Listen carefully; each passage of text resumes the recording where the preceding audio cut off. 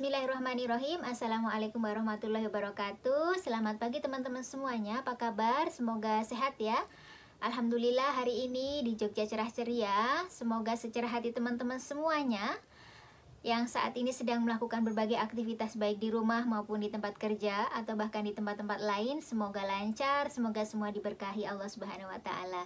Nah, teman-teman, seperti biasa saya akan berbagi pelajaran yang sudah saya pelajari pagi hari ini ya. Dan semoga bermanfaat. Nah, teman-teman, sebelumnya saya ucapkan terima kasih buat teman-teman yang selalu mensupport channel ini. Juga selamat datang buat teman-teman yang baru saja bergabung. Semoga video di channel ini bermanfaat. Nah, kali ini teman-teman saya akan berbagi tentang orang yang tidak enakan. Nah, adakah di antara kita yang selalu mempraktekkan tidak enakan ini? Susah menolak permintaan orang lain? Nah, bagaimana sebaiknya kita bersikap ya teman-teman? Kalau yang sudah saya pelajari tadi ya teman-teman, sifat tidak enakan ini biasanya adalah pada mereka yang selalu mengutamakan kebahagiaan orang lain tanpa mempedulikan kebahagiaan diri. Jadi memang secara sekilas ini hal yang mulia teman-teman, yang memikirkan kebahagiaan orang lain, kemudian berusaha memikirkan perasaan orang lain atau kondisi orang lain, ini hal yang mulia. Tetapi pada people pleaser ini atau orang yang gak enakan ini sangat berlebihan sehingga tidak proporsional. Bahkan kalau menurut pendapat para psikolog begitu ya, mereka orang yang people pleaser ini biasanya meletakkan kepentingan orang lain di atas kepentingannya sendiri gitu ya. Ya memang itu tadi sekilas lebih baik, sekilas memang sangat mulia begitu ya teman-teman. Tetapi sebenarnya hal ini tidak selamanya baik gitu ya teman-teman, apalagi jika sudah berlebihan. Nah, ada beberapa ciri people pleaser ini teman-teman, atau orang yang gak enakan ini, yang perlu kita waspadai. Barangkali ada di antara kita yang juga melakukannya begitu ya teman-teman, sebagai peringatan saja, sebagai sesuatu yang perlu kita hati-hati atasnya. Yang pertama apa teman-teman? Yang pertama, selalu merasa setuju dengan keputusan orang lain. Nah, padahal belum tentu keputusan orang lain ini benar begitu ya.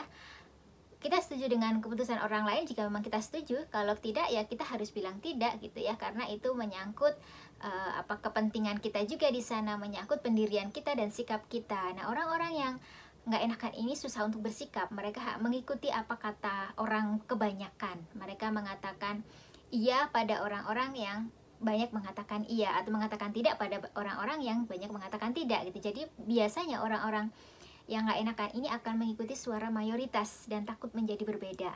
Nah, takut berbeda dengan sekitarnya. Dan biasanya juga orang-orang yang nggak enakan ini takut dinilai orang lain, sangat memperhatikan penilaian orang lain, sehingga dia mencari bagaimana caranya menyenangkan orang-orang di sekitarnya, bagaimana mendapat dukungan dari orang-orang di sekitarnya, meskipun mungkin hal itu adalah sesuatu yang kadang-kadang tidak cocok gitu ya teman-teman, tidak sebaiknya dilaksanakan. Nah, biasanya juga orang-orang yang gak enakan ini merasa bertanggung jawab teman-teman terhadap keputusan ataupun keadaan di sekitarnya, meskipun itu bukan tanggung jawab dia, sehingga dia tidak bisa menolak untuk berpartisipasi dalam suatu urusan karena merasa bertanggung jawab melakukan hal itu gitu ya. Kemudian ciri yang lainnya, biasanya orang-orang yang merasa nggak enakan itu selalu minta maaf berulang-ulang teman-teman. Meminta maaf itu hal yang mulia ya tentu saja, apalagi ketika kita melakukan kesalahan. Tetapi ketika minta maafnya itu sudah berulang-ulang, dilakukan lagi begitu ya, sementara sebenarnya itu bukan kesalahan dia. Nah, ini jangan-jangan bagian dari orang yang nggak enakan ini. Kemudian selanjutnya apalagi teman-teman, dia tidak ingin ditolak begitu ya, tidak ingin tertolak dari orang lain dan sebagainya. Jadi intinya bahwa orang-orang yang nggak enakan ini ingin menjadi bagian dari orang lain, membahagiakan orang lain bagaimanapun caranya, merasa terpanggil dan sebagainya, tanpa kemudian mempedulikan dirinya gitu, tidak mempedulikan dirinya. Nah, apakah ini baik? Nah, ini kalau sudah berlebihan tentu saja tidak baik ya teman-teman. Lalu bagaimana caranya gitu ya? Bagaimana caranya supaya bisa menjadi orang yang nggak enakan gitu. Jadi maksudnya bagaimana caranya supaya kita menjadi orang yang bisa pas, kemudian bukan bagian dari orang yang tidak enakan ini gitu ya. Yang pertama adalah membantu dengan pilihan. Ketika teman-teman semuanya, kita terutama saya gitu ya, ingin menjadi orang yang ingin bantu orang lain itu hal-hal yang baik, tentu saja ya teman-teman, kita memang harus bantu orang lain, tetapi membantunya itu dengan pilihan kita, jadi bukan dengan pilihan orang lain. Karena orang lain, misalnya orang lain minta dibantu, sudah dibantu dengan A, kemudian orang lain minta dibantu B, jadi kita ikut B. Orang lain minta dibantu C, ikut C, itu tidak pas gitu ya teman-teman. Tapi membantu dengan pilihan kita, artinya bahwa ketika kita membantu itu kita sudah menyetujui untuk kita membantu, maksudnya dengan sudah pertimbangan, dengan banyak hal lah ya teman-teman. Jadi tidak sekedar orang maunya A akhirnya ikut A. Nah, hal ini berbahaya karena bisa dimanfaatkan oleh orang yang tidak bertanggung jawab gitu ya. Kemudian yang selanjutnya, kita juga harus ingat ketika membantu orang lain adalah mempertimbangkan kemaslahatan yang lebih banyak. Artinya kalau kita membantu orang lain itu kita juga melihat apakah dengan membantu orang lain kita merugikan diri kita sendiri atau tidak. Atau jangan-jangan justru ketika membantu orang lain kita melalaikan atau meninggalkan hal yang lebih besar.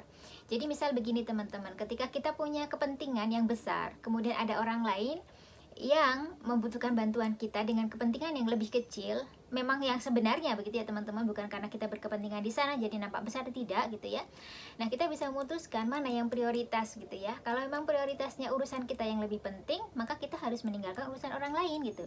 Atau sebaliknya, ketika urusan orang lain ini lebih penting, urusan kita bisa ditunda, kita bisa membantu orang lain tentu saja. Jadi ketika kita memutuskan sesuatu, kita mempertimbangkan mana yang lebih besar manfaatnya secara objektif, tidak secara subjektif ya teman-teman. Kemudian kita juga harus mengingat bahwa membantu itu tidak selamanya selalu membantu. Artinya ada membantu tertentu dalam kondisi tertentu yang sebenarnya justru tidak membantu, justru mencelakakan orang yang dibantu atau menyakiti orang yang dibantu meskipun itu nggak sengaja dilakukan. Contohnya apa? Misalnya ketika kita ambil contoh sederhana, ketika seorang ibu membantu anaknya melakukan semua yang bisa dilakukan anak hanya karena sayang, ibaratnya seperti itu kan tidak membantu, justru membuat anak tidak baik ke depannya. Sama ketika kita bantu teman, kita bantu orang lain gitu ya, tetapi sebenarnya itu bisa dilakukan sendiri atau itu memang harus dilakukan sendiri, tapi kita membantunya dengan rasa tidak enak karena permintaan dia, kita harus membantu, maka kita membantunya, sementara sebenarnya dia bisa melakukan sendiri. Itu sama dengan kita tidak membantu dia, tapi kita justru menjerumuskan dia gitu ya teman-teman. Kemudian jangan selalu merasa bersalah teman-teman gitu ya. Kita tidak punya tanggung jawab atas keputusan orang lain, kita tidak punya tanggung jawab atas tindakan orang lain. Jadi ketika ada kesalahan yang dilakukan oleh orang lain, tidak semuanya kita yang menanggungnya. Itu kan pilihannya dia, itu kan pilihan mereka gitu ya. Kita hanya membantu apa yang bisa kita bantu seperlunya, sebisa kita. Kita tidak bertanggung jawab atas semua hasil dari pilihan-pilihan mereka gitu ya. Ketika orang gagal itu tidak karena kita teman-teman ya. Kalau kita sudah membantu secukupnya, dia gagal itu adalah karena pilihannya. Jadi jangan merasa karena kita nggak membantu yang dengan maksimal, karena kita nggak membantu dengan segalanya maka dia gagal karena kita. Oh tidak gitu ya. Selama kita sudah berusaha memberikan yang terbaik, artinya mensupport semampu kita, mensupport sesuai dengan kebutuhan kita, itu balik lagi ke orang tersebut. Jadi jangan merasa bersalah atas kesalahan orang lain gitu ya. Kecuali memang kita punya andil kesalahan di sana. Tapi kalau tidak, jangan gitu ya teman-teman. Harus ada batasan, kesalahan kita itu di batas yang mana dan kesalahan orang lain di batas yang mana. Kemudian selanjutnya teman-teman, ketika kita bilang tidak, itu bukan hal yang salah gitu ya. Ada orang-orang kok yang bisa memahami ketika kita bilang tidak gitu ya. Asalkan kita bisa memberikan penjelasan yang baik gitu ya, asalkan kita bisa menyampaikan. Kadang orang itu kan meminta pertolongan, orang itu meminta bantuan kepada kita karena mereka tidak tahu urusan kita gitu ya. Artinya gini, mereka menganggap, misalnya gini ya teman-teman, yang menganggap oh kita luang gitu ya, sementara mereka butuh sekali bantuan, padahal kita mungkin punya sesuatu yang lebih penting dari yang dia butuhkan saat itu gitu ya. Sehingga ketika kita karena mereka nggak tahu, mereka minta bantuan teman-teman. Nah, kalau memang urusan teman-teman lebih penting, lebih besar efeknya, lebih bermanfaat lagi begitu ya, teman-teman bisa menawarkan kepada orang yang minta bantuan itu di lain waktu gitu, dan sampaikan alasannya sehingga bisa dipahami oleh orang lain. Itu ya teman-teman ya. Jadi intinya kita harus bisa nih memilih dan memilah gitu ya, kapan kita harus berkata tidak, kapan iya gitu ya. Nah, kemudian yang selanjutnya melatih rasa percaya diri teman-teman. Ini penting ternyata teman-teman ya. Melatih kepercayaan diri ternyata ada hubungannya dengan merasa enak dan tidak enak gitu ya. Ketika orang tidak percaya diri itu biasanya mereka sulit mengungkapkan keinginannya, sulit mengungkapkan harapannya.